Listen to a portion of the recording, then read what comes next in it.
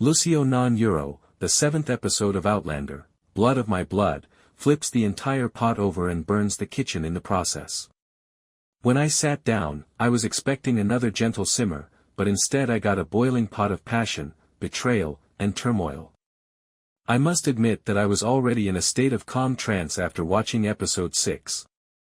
After a tense, tearful silence, Davina's firm slap on the back helped to revive Julia's newborn boy. She provided the steady hand we didn't realize we needed. Every Outlander fan clinging to conspiracy theories like faith theory probably screamed for a moment, but nope. Davina's recollection of holding Brian, Jamie Roy, as a baby connected the past and present in a way that really got to me. This baby is his own person. Episode 7 now. No time to take a breath. It threw us right into a maze of passions, secrets, and repercussions. I devoured every moment of it. Let's now examine the lovely mess.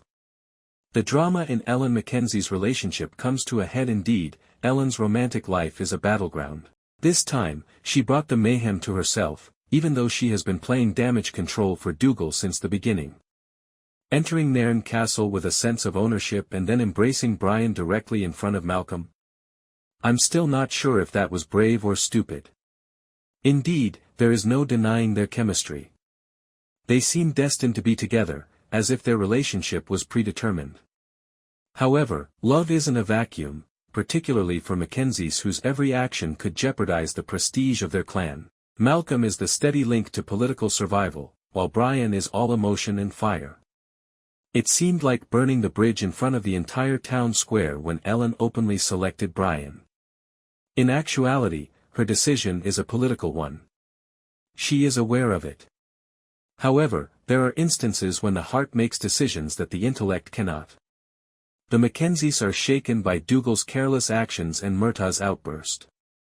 You know when someone finally lets it all out after suppressing it for too long. This week, that was Murtaugh. In addition to jealousy, he was experiencing the anguish of a guy who has been watching his beloved give herself away to someone else when he confronted Brian. It was disorganized. It was noisy. Dougal, however, continues to gamble as if he had nothing to lose and 9 lives. His infatuation with the Jacobite cause is causing arrests, driving the clan into perilous areas, and endangering Ellen even more. He isn't precisely a villain.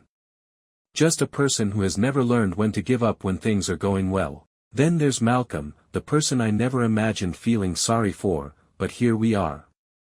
Even though he is doing everything right, providing Ellen with safety, stability, and a path forward for the Mackenzies, he still sees her leap into Brian's arms. It's unfair in this world and in life. Love and politics don't often go together. The plotline of Julia's marriage becomes a crucial turning point. Julia's arranged marriage first seemed like a peripheral plot point to the main narrative. However, this episode clearly disproved my theory. Her scenes were filled with dark humor, quiet dread, and a pivotal revelation that completely turned her story around. Her attempts to use a cunning plan with Davina to avoid consummating her marriage with Lord Lovat brought us a humorous moment that was yet powerful. She wasn't being deceptive. She was making it through. She felt afraid. And that intensified her sense of desperation. Finding that letter, however, confirming her husband's existence and potential proximity, was the true surprise. Everyone's stresses are reduced as a result. Julia is no longer only a pawn in someone else's political scheme. Her secrets have the potential to destroy the entire house. And for once, she's planning rather than just responding. The villains in Outlander Prequel Episode 7 create tension without speaking. It's not always necessary for villains to yell. Sometimes the most harm is done by the quiet ones.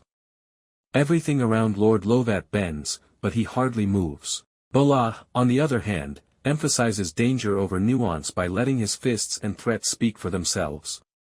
However, what was it that infuriated me? Ellen is plagued by the so-called virtue inspection.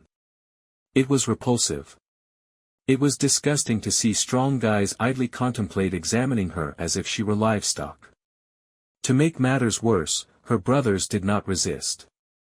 That quiet said a lot. Despite their claims to care about Ellen's future, Dougal and Colum's top objective is maintaining their own power. I wouldn't only encourage Ellen if she decided to turn the tables on them both at this point, instead, I would give her the map. Is episode 7 of season 1 of Outlander, Blood of My Blood worth watching? This is the episode you've been waiting for if you've been hoping this show will pick up speed and get down to business. Not a filler. No nonsense. Just strong character development, revolving allegiances, and meaningfully chaotic emotional turmoil. It isn't a flawless hour, some moments are hard to believe, and Ellen's audacity occasionally borders on impetuous, but that doesn't lessen how compelling it is. At last, the plots converged in a way that seemed earned rather than coerced. We now face the prospect of some quite untidy repercussions. There is no longer any secret about Brian and Ellen. Julia's life is about to be completely upended by her newfound understanding. What about Dougal? Let's just say if anyone deserves a slap and a timeout, it's him. What do you think, then? Should Ellen follow her emotions and break off her relationship with her brothers? Will Julia be able to escape before her lies catch up with her? And before Dougal takes them all under, will someone finally confront him?